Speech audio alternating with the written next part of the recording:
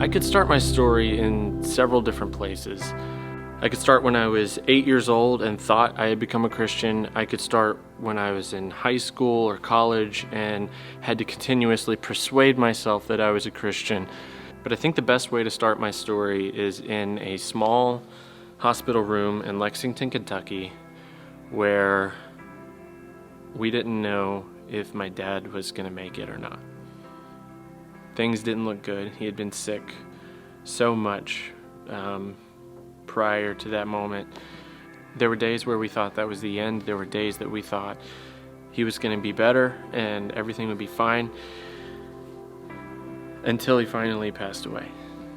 When you stay for a long time in a hospital room and you're not the one that's sick, there's a lot of waiting. There's a lot of wondering what's going to happen next. There's a lot of conversation that happens between you and the people that are with you.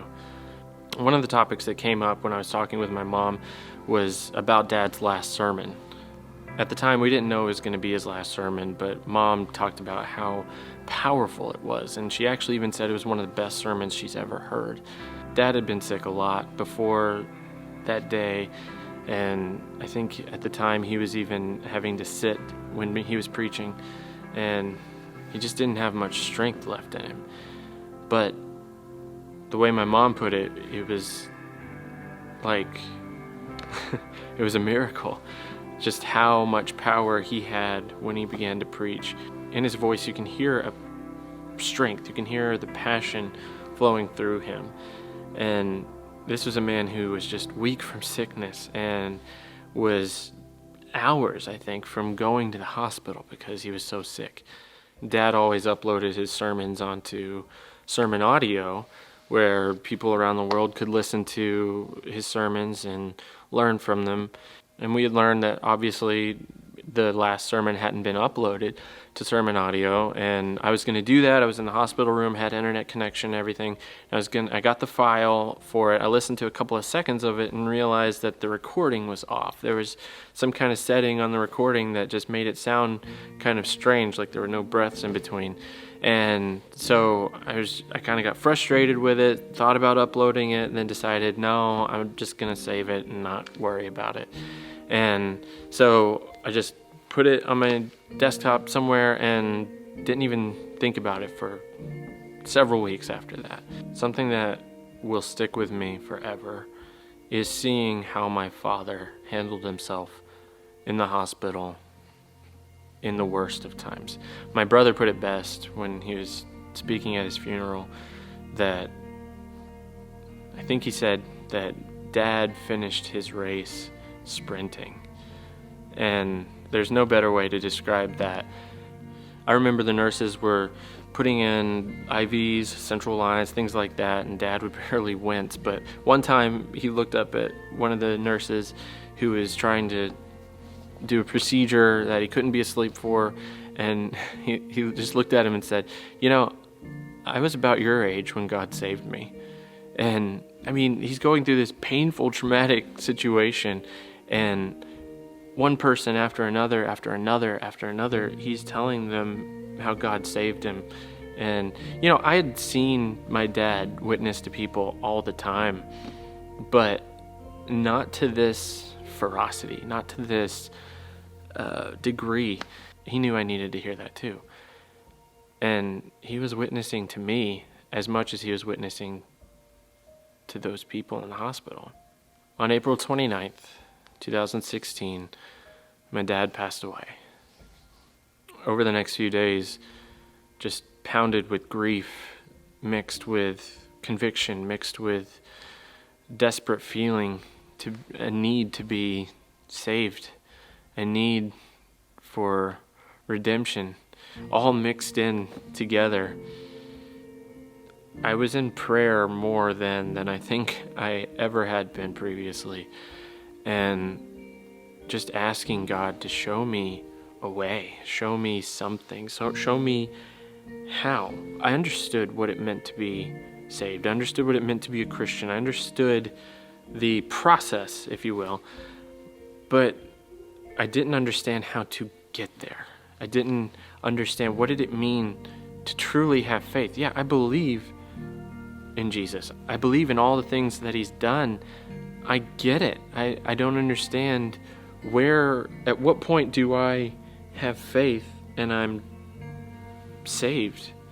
At what point does that happen to me? When does that transformation happen? I have the belief, right?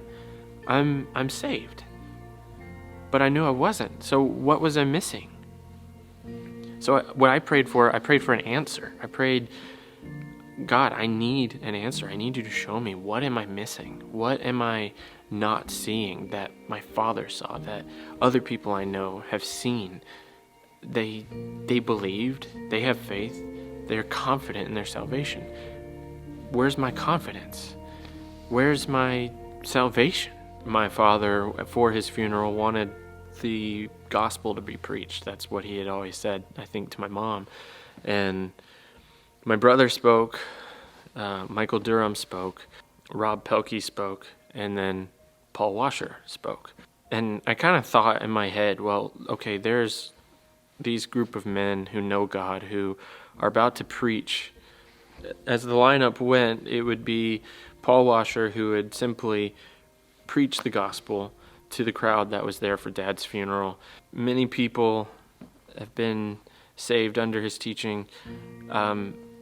This whole funeral, I need to listen up. I need to really pay attention, because God, I'm asking you to show me how to have faith.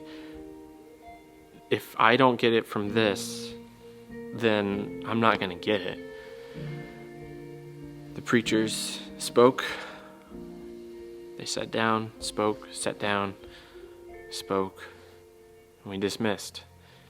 And the gospel was preached, and it was preached well, and what was said needed to be said, but I still didn't get it. I still didn't understand what I needed. For the next week, my wife and I stayed at my mom's house, and one afternoon, I was alone in my dad's office, and I was just going through some of his stuff, some of his pictures from mission trips, his journals. Then I remembered I had the file of that sermon, and I thought, well, the recording was kind of messed up. I don't know what setting it was on. I don't know why it was messed up, but I never really did listen to the sermon, and Mom said it was his greatest, it was his last one. I should just give it a listen, see if it's worth putting up on sermon audio. So I played it, and she was right. There were several things in the sermon that jumped out at me immediately. Things I had heard before, but never heard. I heard, my ears heard it, but I didn't truly hear it until that moment. There's a lot of people that believe Jesus was the Son of God. There are a lot of people who believe that Jesus Christ was born of a virgin. There's a lot of people who believe that Jesus came into the world to save sinners, who have never personally trusted Him as their Savior. And then the one thing he said that really just tipped me over the edge, that was exactly that I needed to hear, to finally realize what I needed for my salvation. There is a time when your heart quits trying to get to God and rests on the finished work of Jesus Christ. I had never rested. I had never just given myself to Him. I'd never given my full trust. That's what trust is. It's resting in His finished work. And I prayed. I said, Jesus, I rest in you. I rest in your finished work, in dying on the cross for my sins, in raising from the dead. I rest in that. You have given me life. What's crazy is I've heard this a million times. Dad has preached this a million times. I've heard people's testimonies a million times that it's not anything that I do. I know it's not a prayer that I pray. I know that it's not anything that I can do, that Christ does it for me. Resting is letting Christ take over, letting Him take control. Because if you're trying to control it, you're not resting. And that is the moment where my heart changed. I'm thankful that God used my dad to preach to me. Not only did he preach to me in the hospital room, not only did he preach to me throughout my whole life, but he preached to me in his final sermon, maybe before he even knew I would ever hear it. And God used that to help open my eyes to what I needed. I'll tell you what the blessing of God is. Being in the will of God, walking with Him, hearing His voice, staying in fellowship with Him, knowing His Word, loving Him, seeing miracles wrought because He's doing it through your life and in your life for His own glory. Where only He can get glory out of your life, that is the life of faith. And it might mean that you don't have anything. Guys, this world's not what it's about. This is not where your fulfillment is. Here, we live by faith, not by sight. Then, we'll see Him as He is, and we'll be like Him. And then it'll be by sight.